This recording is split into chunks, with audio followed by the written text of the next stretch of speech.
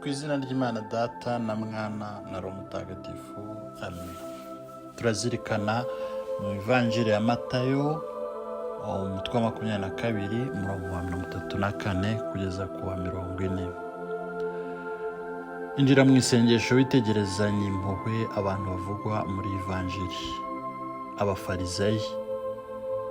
Tekereza nawe uri kumwe n'abafarisayi, uri kumwe n'uyu waminuje mu mategeko, un docteur de la loi, abaza Yezu Kristo ati mwigisha itegeko rutandiniriye. Komeza isengesho ryawe usubiza amaso inyuma ureba mu Ivanjiri ntagatifu ahandi Yezu Kristo abaza ati mugenzi wawe ninde. Uko Yezu yasubije avuga inkuru y'Umusamaritani w'impuhwe mu Ivanjiri ya Luka umutwe wa 11. Yesu atwigisha ko mugenzi wawe ari umuntu wese uri mu kibazo, umuntu ukeneye ubufasha bwawe. Mu maso y'Imana, mugenzi wawe ni umuntu wese ugukeneye. Imana iradusaba kugira ijisho rimwe rirebera icyarimwe, ijisho rirambuye ku isi ribona mugenzi wacu, ijisho rirangamiye Imana, ijisho ry'urukundo. Biroroshye gusubiza ikibazo cy'abafarisayi tukavuga ko itegeko ry'ingenzi ari ugukunda Imana. Nyamara siko Yezu abibona.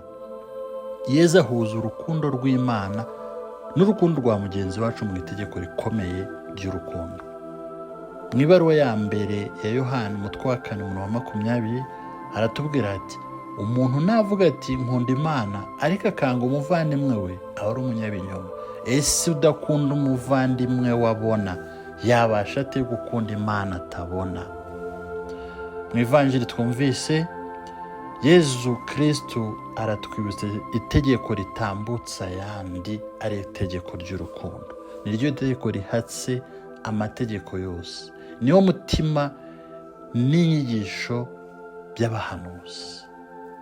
Gukunda Imana no gukunda mugenzi wawe. Yezu abibumbira mu itegeko rimwe ry'urukundo. Niryo tegeko rukumbi Yezu atwigisha. Mu gihe tutubahirije iri tegeko, ibyo twakora byose twaba twihesha ikuzo aho guhesha Imana ikuzo.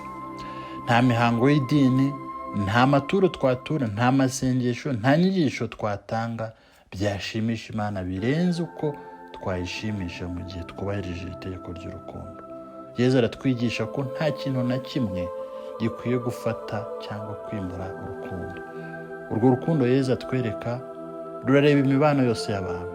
Urukundo mu miryango, urukundo hagati y'abashakanye, urukundo mu bantu basangiye ubutumwa, urukundo mu bantu basangiye igihugu, urukundo rurenga imipaka y'amoko n'ibihugu n'amabara y'abantu, urukundo rw'abasangiye n'abadasangiye ibitekerezo, urukundo kuri bandi batagira babakunda, bari mu bwigunge, bakeneye urukundo rwawe. Dusabire iyo ngabire. Dusabe iyo ngabire yo kuba abogeza ubutumwa bw'urukundo, nta mbereka, nta mipaka. Tubisabirane ku izina ry'Imana Data na Mwana na Roho Mutagatifu. Amen.